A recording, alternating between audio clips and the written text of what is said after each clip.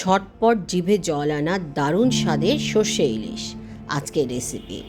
তবে সবসময় যেরকম বড় বড় মাছ দিয়ে আমরা সর্ষে ইলিশ রান্নার চেষ্টা করি সেরকম না। এখন নর্মালি যেরকম মাঝারি সাইজের ইলিশগুলো পাওয়া যায় 600-700 গ্রামের, আমি এখানে সেরকম তো ইলিশ নিয়েছি, নিয়ে তার দাগাগুলো নিয়েই তৈরি করেছি এই সর্ষে ইলিশ। চলো বন্ধুরা তাহলে রেসিপিতে যাই। ইলিশ মাছের দাগাগুলো লবণ হলুদ মাখিয়ে হালকাভাবে ভেজে নেব এপিঠ ওপিঠ। লবণ হলুদও খুব কম দিয়েছি, আর 3 টেবিল স্পুন সর্ষের তেলের মধ্যে কড়াইতে মাছগুলো ভেজে হালকাভাবে তুলে রাখছি। এরপরে দিলাম আমি সর্ষে বাটা আর পেঁয়াজ বেটে নিচ্ছি, দেখেছো ব্লেন্ডারে। সর্ষে বাটাটা অবশ্যই আমি পাটায় বেটেছি। এর জন্যে 1 টেবিল স্পুন সর্ষে কালো আর 1 টেবিল স্পুন সাদা, তার সাথে 1 চা চামচ লবণ আর 2টো কাঁচামরিচ বা 1টা কাঁচামরিচ দিয়ে ভালো করে বেটে নিলে সর্ষে যে তিতো ভাবটা থাকে ওটা থাকবে না। এভাবে করেই বেটে রেখেছি। এখন দেখলে তেলে আমি কালো জিরের ফোড়ন দিলাম, তারপরে তাতে দিয়ে দিলাম হচ্ছে গিয়ে পেঁয়াজ বাটা 1/2 কাপ, এখন দিচ্ছি আদা বাটা 1/2 টেবিল স্পুন, 1 টিস্পুন আর 1 চা চামচ রসুন বাটা দিয়ে এগুলোকে ভালো করে কষিয়ে নিচ্ছি। তেল উঠে আসলে এর মধ্যে আমি অ্যাড করলাম সর্ষে বাটা 3 টেবিল স্পুনের মতো, অ্যাড করে এটাকেও ভালো করে কষিয়ে নেব। নিয়ে এতে আমি সামান্য পরিমাণে পানি অ্যাড করব। পানিটা আমি সর্ষে বাটার যে বাটি ছিল সেটাকেই ধুয়ে দিয়েছি।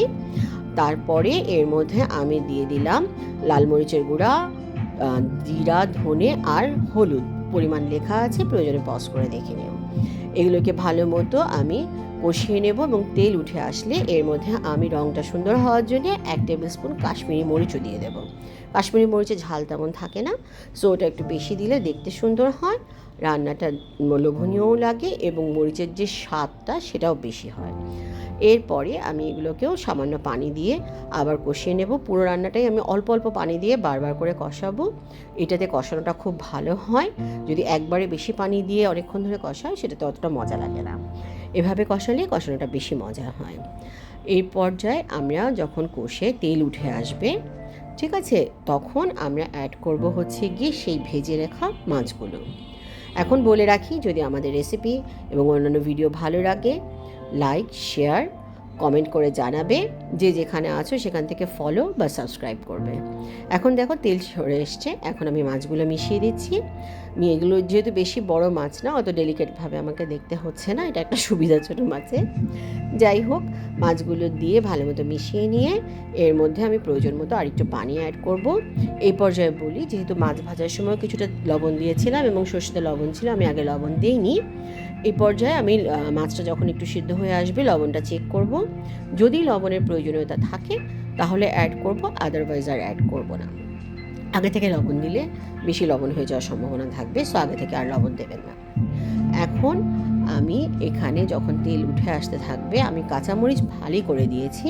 কাঁচামরিচ ফালি করে দিলে টেস্টটা ভালো আসে বেশি। যদি আপনারা ঝাল কম খান সেক্ষেত্রে আস্ত কাঁচামরিচ দিয়ে দেবেন, ঠিক আছে।